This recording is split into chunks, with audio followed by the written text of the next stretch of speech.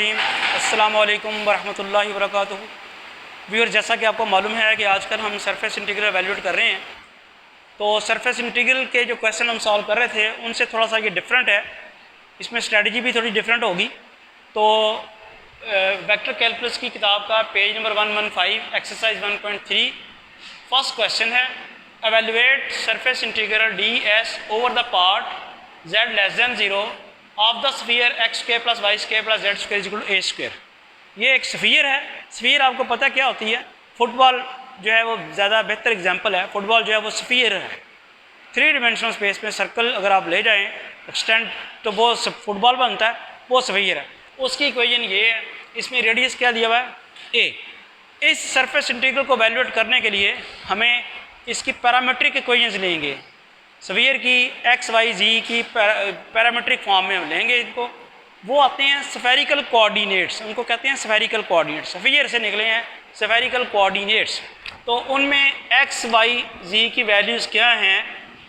Hair x is equal to a sine theta cos phi, y is equal to a sine theta sine phi and z is equal to a cos theta. ये अब spherical coordinates किस तरह बनते हैं थोड़ा सा मैं आपको इंट्रोडक्शन करवा देता हूँ। ये ऑलरेडी आपने किया हुआ है। और आप 3 डिमेंशनल स्पेस में x एक्सिस और y एक्सिस और z एक्सिस अगर लें तो 3 डिमेंशनल स्पेस में इसको हम x एक्सिस, इसको y एक्सिस और इसको z एक्सिस कहते हैं। तो ये बनता है xy प्लेन। जो हमारे पास एंगल फाई है वो तो ये है, और उसकी रोटेशन जो है वो आएगी 0 से लेकर 2 पाई तक। पूरा का पूरा प्लेन कवर करेगा एक्स वाई प्लेन 0 से लेकर 2 पाई तक। और ये जो एंगल थीटा है ये z एक्सिस का एक्स वाई प्लेन के साथ एंगल है। तो ये इसकी जो वैल्यू आएगी 0 से लेकर पाई आएगी। फाई की वैल्यू 0 से 2 पाई और थीटा की वैल्यू जो है वो 0 से जो आपके पास आएगी 0 से पाई। तो ये मैं यहाँ बताता चलूँ कि हमारे पास थीटा की वैल्यू जो है वो 0 से पाई है और जो फाई की वैल्यू है, फाई हमारे पास जो है 0 से लेके 2 पाई तक है। मैं ज़रा क्लियर करूँ कि यहाँ उसने बताया हुआ है z लेस दैन 0। अगर आप गौर करेंगे आपका एक्स वाई प्लेन है, एक्स वाई प्लेन से ऊपर जाएंगे तो z होगा पॉजिटिव, एक्स वाई प्लेन से नीचे जाएंगे तो z क्या होगा? नेगेटिव होगा। उसने z नेगेटिव के बारे में बात की हुई है। यानी हमने ऊपर वाले पोर्शन नहीं लेना, स्फीयर का नीचे वाला पोर्शन लेना है जो एक्स वाई प्लेन से नीचे है। तो ये ज़रा एंगल थीटा की तरफ तवज्जो करें। ये यहाँ पे होता है तो थीटा 0 होता है। यहाँ पे जब आता है एक्स वाई प्लेन के साथ z ये बन जाता है 90 और π/2, और नीचे जब जाएँ तो क्या बनता है? पाई। तो अब 0 से पाई तो नहीं आएगा ना। 0 से पाई आए तो z पॉजिटिव भी आ जाएगा, नेगेटिव भी आ जाएगा। हमने z कौन सा लेना है? नेगेटिव। तो फिर थीटा जो आपका शुरू होगा वो कहाँ से शुरू होगा? एक्स वाई प्लेन से डाउनवर्ड। तो वो क्या बनेगा? π/2 से पाई। बस ये आपको समझाना था। तो यहाँ पे थीटा की वैल्यू जो है वो π/2 से पाई है और फाई तो वही है। फाई क्या है? 0 से 2 पाई। तो ये हमारे पास वैल्यूज़ आ जाती हैं इसकी। नेक्स्ट जो है, यानी ये तो सिर्फ आपको समझाने के लिए किया ये वाला पोर्शन। अब आप पोजीशनल वेक्टर की तरफ जाएंगे। जैसे मैंने आपको बताया कि जो पिछले लेक्चर्स मैंने अपलोड किए हैं सरफेस इंटीग्रल के, उनमें डीएस मालूम करने का तरीका कुछ और था। यहाँ डीएस मालूम करने का मेथड कुछ और होगा जब पैरामीट्रिक फॉर्म में वैल्यूज़ दी गई हों। यहाँ हम पहले पोजीशन वेक्टर लिखेंगे। पोजीशन वेक्टर किसके बराबर होता है? एक्स आई प्लस वाई जे प्लस जेड के, ये पोजीशन वेक्टर है। और अब एक्स की वैल्यू आप लगाएं, क्या बनती है यहाँ पे? A sine theta cos phi i unit vector. Y की वैल्यू क्या बनेगी? A sine theta sine phi j unit vector. और जेड की वैल्यू क्या है? ए कॉस थीटा और के यूनिट वेक्टर वैसे ही आ जाता है। इसके बाद जो काम करना है वो करना है आर थीटा। आर थीटा से मुराद क्या है? Partial r over partial theta. यानी आर का आपने पार्शल डेरिवेटिव लेना है विद रिस्पेक्ट टू थीटा। आप सबको पता है ग्रेडियंट डिवर्जेंस मालूम करते हुए, कर्ल भी मालूम करते हुए पार्शियल डेरिवेटिव्स आपने लिए थे। जिस वेरिएबल के रिस्पेक्ट डेरिवेटिव लेना होता है वही वेरिएबल कंसिडर होता है और बाकी कांस्टेंट। तो आप साइन थीटा का डेरिवेटिव क्या आ जाएगा? कॉज थीटा, यानी आपके पास आ जाएगा ए कॉस थीटा, और कॉस फाई तो कांस्टेंट ट्रीट होगा तो वो एज इट इज़ रह जाएगा cos phi i unit vector. इसी तरह जब आप इसमें लेंगे यहाँ भी वही है, साइन थीटा का डेरिवेटिव आ जाएगा कॉस थीटा, और साइन फाई जो है वो एज इट इज़, और कॉस थीटा का डेरिवेटिव क्या आ जाएगा माइनस साइन थीटा और के यूनिट वेक्टर। ये समझ आ गई सबको? मैंने इसका पार्शियल डेरिवेटिव लिया है फाई को कांस्टेंट तस्वर करके। जब आप इसका आर फाई लेंगे तो उसका मतलब क्या होगा कि आपने आर का derivative with respect to phi लेना है, पार्शियल डेरिवेटिव, तो थीटा कांस्टेंट हो जाएगा, यानी अब आपका ए साइन थीटा वैसे ही रहेगा, और कॉस फाई का डेरिवेटिव क्या आएगा minus sine phi i unit vector. इसी तरह जब आप इधर आएंगे तो ए साइन थीटा ऐसे ही रहेगा, साइन फाई का डेरिवेटिव क्या हो जाएगा cos phi j unit vector, और ये थीटा है यहाँ फाई मौजूद ही नहीं है तो इसका पार्शियल डेरिवेटिव लेंगे तो क्या हो जाएगा ज़ीरो। इस तरह से आपके पास आर फाई जो निकला वो आपके पास निकला minus a sine theta sine phi i unit vector plus a sine theta cos phi j unit vector. इसके बाद हमने जो मालूम करना है वो r theta cross r phi find करना है। इसकी वजह मैं अभी बता देता हूँ आपको क्यों करना है। अब आप सबको पता है दो वेक्टर्स की क्रॉस प्रोडक्ट मालूम करने का क्या तरीका होता है। उसकी डिटर्मिनेंट आप एक्सपेंड करते हैं 3/3 का। डिटर्मिनेंट की फर्स्ट रो में आप यूनिट वेक्टर्स लिखते हैं आई जे के, और जो सेकंड रो है उसमें पहला वेक्टर की कंपोनेंट्स आएंगी। पहला वेक्टर हमारा आर थीटा है, उसकी कंपोनेंट्स क्या हैं ए कॉस थीटा कॉस फाई, ए कॉस थीटा साइन फाई, और माइनस ए साइन थीटा। इसी तरह तीसरी रो में जो सेकंड वेक्टर है उसकी कंपोनेंट्स आती हैं।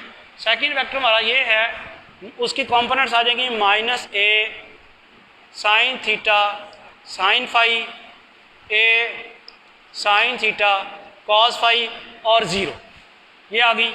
अब इस डिटर्मिनेंट को आपने एक्सपेंड करना है, तो फर्स्ट रो से एक्सपेंड करेंगे, आई वैसे रखेंगे, फर्स्ट रो और फर्स्ट कॉलम छोड़ देंगे, इसको इससे मल्टीप्लाई कराया ज़ीरो आ गया, माइनस ए साइन थीटा, इसको इसके साथ मल्टीप्लाई कराना है minus a sine theta sine phi. फिर देख लें आई यूनिट वेक्टर लिखा, ये रो, ये कॉलम छोड़ दिया, इसको इससे मल्टीप्लाई कराया, और ये इसको फिर इससे कराना है, किसके साथ आएगा ए कॉस फाई, यानी ये रो और ये कॉलम छोड़ी हुई है, इसको इससे करा के ज़ीरो, और इसको minus a sine theta A sine theta cos phi, ये आपके पास आ गया। इसके बाद है माइनस जे, यानी ये वाली रो और ये वाला कॉलम छोड़ देना है।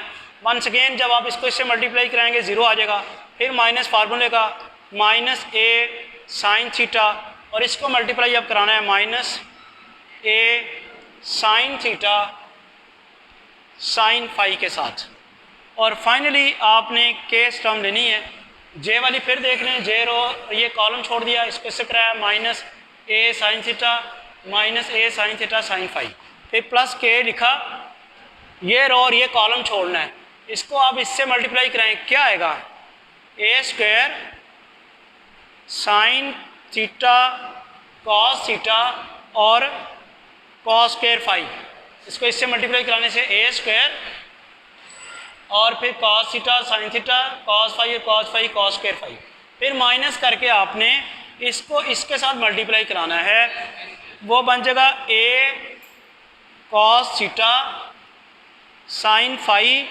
और इसको मल्टीप्लाई कराया आपने किसके साथ into minus a sine theta sine phi, ये आपके पास आ गया। अब सिंप्लीफिकेशन ज़रा करते हैं, माइनस माइनस प्लस, और a square sine square theta cos phi i unit vector. यहाँ भी देखिएगा माइनस माइनस प्लस और फिर माइनस प्लस हो जाएगा, ए स्क्वायर प्लस ए स्क्वायर साइन स्क्वायर थीटा और साथ sign phi j unit vector. यहाँ ज़रा देखें क्या बन रहा है, यहाँ बन रहा है a square sine theta cos theta, ये माइनस है ये माइनस प्लस, वो भी बन रहा है a square sine theta cos theta और साइन फाई और कॉस साइन फाई, ये क्या बन जाएगा साइन स्क्वायर फाई। तो ये बन जाएगा आपके पास a square sine theta cos theta into cos square phi plus sine square phi और के यूनिट वेक्टर, ये आपके पास बन। मैं रिपीट करता हूँ, a square sine theta cos theta दोनों में है, कॉमन ले लिया, यहाँ बच गया cos square phi minus minus plus और sine square phi k unit vector. अब आप इसकी मज़ीद अगर सिंप्लीफिकेशन करनी चाहें तो ए स्क्वायर तो आप कॉमन बाहर सबसे ले सकते हैं, इन दोनों में क्या हो जाएगा आपके पास साइन स्क्वायर थीटा और अंदर क्या रह जाएगा आपके पास cos phi i unit vector plus sine phi j unit vector. इधर भी आप देखें cos square phi plus sine square phi 1 हो जाएगा और रह जाएगा आपके पास ये ए स्क्वायर मैं वैसे ही बाहर ले गया हूँ, तो मेरे पास रह जाएगा sign theta cos theta k unit vector. ये सिंप्लीफिकेशन करने के बाद आ गया।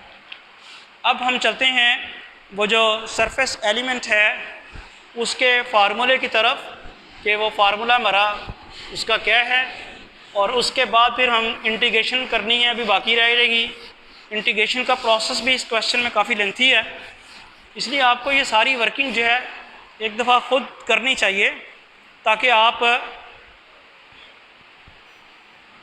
ये आप देखें हमारे पास डी एस का जो फार्मूला है वो है r theta cross r phi d theta d phi. अब r theta cross r phi आपने मालूम कर लिया भाई, ये सारे का सारा, और डी फाई डी एस का फार्मूला हमारे पास है r theta cross r phi d theta d phi, तो वो हमारे पास आ गया a square sine square theta cos phi i unit vector plus sine phi j unit vector plus sine theta cos theta k unit vector. अब इसकी चूँकि integration करनी है तो इंटीग्रेशन करने के लिए आपको इसको थोड़ा सा सिंप्लीफाई करना पड़ेगा। ये हमने ये इंटीग्रल एवेल्यूएट करना था, तो डी एस की वैल्यू हमने निकाली हुई है, वो ये है a square sine square theta cos phi i unit vector plus sine phi j unit vector plus sine theta cos theta k unit vector, और साथ ही साथ आपके पास क्या आना है डी थीटा डी फाई।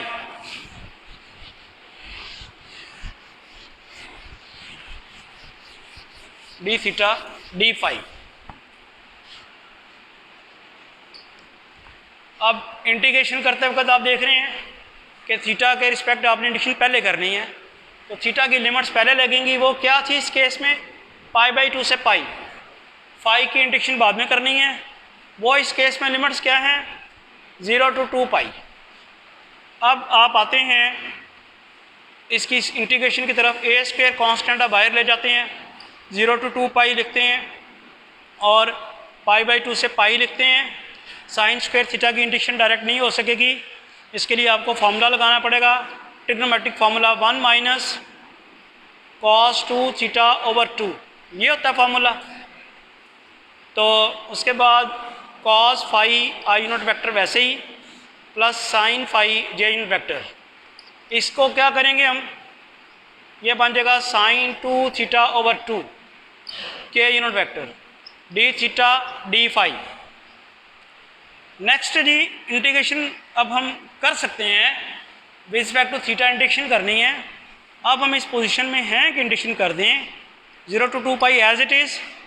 1 की इंटीग्रेशन क्या हो जाएगी थीटा, cos 2 थीटा की इंटीग्रेशन क्या हो जाएगी साइन 2 थीटा ओवर 2, एंगल का डेरिवेटिव से डिवाइड करते हैं और ये वाला 2 डिवाइडेड बाई वैसे ही रहेगा। इसके बाद इसको तो कुछ नहीं करना क्योंकि इंटीग्रेशन तो हो रही थी respect to theta, cos phi i naught vector plus sine phi j naught vector, और साइन थीटा की कंडीशन क्या होती है माइनस कॉस थीटा, ये हो जाएगी माइनस कॉस 2 थीटा, और एंगल के डेरिवेटिव से आप डिवाइड करेंगे और 2 पहले से मौजूद है। फिर हमने लिमिट्स भी लगानी है पाई बाई 2 से पाई, और इंटीग्रेशन करनी है with respect to phi. Step समझ आ गए हैं। 1 की कंडीशन थीटा, कॉस 2 थीटा की कंडीशन साइन 2 थीटा व 2, cos phi i plus sine phi j, वैसे ही साइन 2 थीटा की कंडीशन माइनस कॉस 2 थीटा व 2, और ये डिवाइडेड बाई 2 के यूनिट वेक्टर भी आपने यहाँ पे लगाना है, वो नहीं भूलना। अब बारी है लिमिट्स की। थीटा की जगह हमने लिमिट्स पुट करनी है। पहले अपर लिमिट पुट करेंगे पाई, फिर माइनस लोअर लिमिट। तो थीटा की जगह लिमिट्स पुट करते हैं। ये आ गया ए स्क्वायर 0 to 2 पाई, और थीटा की जगह पहले अपर लिमिट पुट की 2 पाई, सॉरी थीटा की अपर लिमिट पुट की पाई, और lower limit minus pi by 2, ये मैंने इस थीटा की जगह पुट किया। फिर माइनस साइन पाई 2 पाई हो जाएगा, थीटा की जगह पाई पुट किया तो 2 पाई पहले पड़ा हुआ है। फिर थीटा की जगह पाई बाई 2 पुट करेंगे तो वो क्या रहेगा sine pi over 2 and divided by 2। ये ज़रा देखें, अपर लिमिट पुट की पहले यहाँ पे 2 पाई पाई, और फिर minus pi by 2 lower limit. यहाँ भी थीटा की जगह पाई पुट किया तो साइन 2 पाई बन गया, फिर पाई बाई 2 पुट किया तो 2 से कैंसिल, साइन पाई रह गया डिवाइडेड बाई 2, और ये 2 वैसे ही।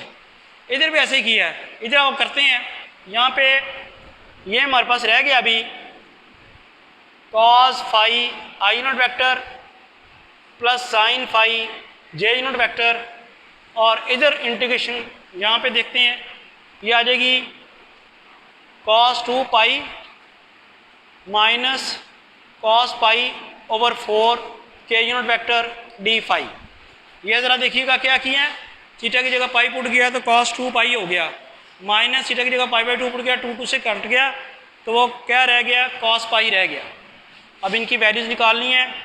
ए square 0 to 2 pi, pi minus pi by 2 आ जाएगा पाई बाई 2। आप सबको पता है साइन 2 पाई 0 होता है, साइन पाई भी 0 होता है, लिहाजा ये 0 हो जाएगा divided by 2। Cos phi i unit vector plus sine phi j unit vector. यहाँ कॉस 2 पाई किसके बराबर है 1 के, और कॉस माइनस पाई किसके बराबर है, कॉस पाई किसके बराबर है माइनस 1 के, over 4 k unit vector d phi. Next जो है हम अब काफ़ी वाइंड अप की तरफ जा रहे हैं। ये रह जाएगा pi by 4 cos phi i unit vector plus sine phi j unit vector and 1, ये -1 और ये -1 +1 हो जाएगा, 1 + 1 2 हो जाएगा, 2/4 तो 1/2 रह जाएगा के यूनिट वेक्टर डी फाई। अब आप इस पोजीशन में हैं कि इसकी इंटीग्रेशन रिस्पेक्ट टू फाई कर दें, तो आपके पास ये π/4 as it is, cos phi की इंटीग्रेशन क्या होगी sine phi i unit vector, sine phi की क्या होगी minus cos phi j unit vector minus 1/2 phi k unit vector, और हमने लिमिट्स पुट करनी है 0 to 2 पाई फाई की। अब फाइनली आप लिमिट्स पुट करें यहाँ पे π/4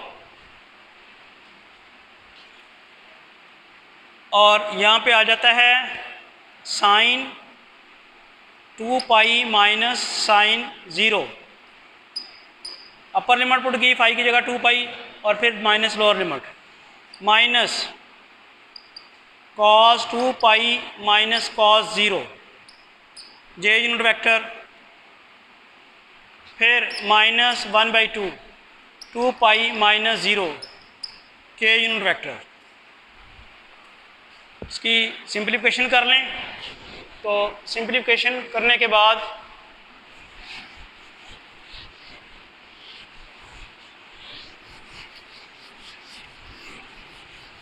जी यहाँ पे देख लें क्या आता है, ए स्क्वायर अब साइन 2 पाई भी 0, साइन 0 भी 0, तो ये तो आ गया आपके पास पाई बाई 4 0। और यहाँ पे cos 2 पाई किसके बराबर है? 1 के। cos 0 भी 1 के बराबर है, cos 2 पाई 1 के बराबर, cos 0 भी 1 के बराबर। उसके बाद हमारे पास रह जाएगा -1/2 और 2 पाई के यूनिट वेक्टर। 2 2 से कैंसिल हो गया, 1 - 1 0 हो जाएगा, तो आपके पास आ जाएगा a² पाई बाई 4 इंटू 0 - 0 और यहाँ से माइनस पाई के यूनिट वेक्टर, ये आ जाएगा a² माइनस पाई के यूनिट वेक्टर, और इसका आंसर बन गया -पाई a² के यूनिट वेक्टर। तो ये था सरफेस इंटीग्रल। इसमें पिछले सरफेस इंटीग्रल से डिफरेंस जो था वो क्या था कि यहाँ हमने स्फेरिकल कोऑर्डिनेट्स को यूज़ किया है, एक्स वाई जी की वैल्यूज़ लगाई हैं जो स्फेरिकल कोऑर्डिनेट्स से आती हैं स्फीयर की वजह से। फिर आपके सामने उसकी लिमिट्स लगाई हैं according to the given condition, और ग्रेजुअली हमने इंटीग्रेशन की, और इंटीग्रेशन इसकी डबल इंटीग्रेशन थी, खासी लेंथी प्रोसेस है। आपको ये जब तक आप खुद हाथ से नहीं करेंगे तो कोई ना कोई कैलकुलेशन की गलती हो जाएगी, फिर प्रॉब्लम आ जाएगी। तो मैं उम्मीद करता हूँ कि आप लाजमी तौर पे क्वेश्चन सॉल्व करेंगे।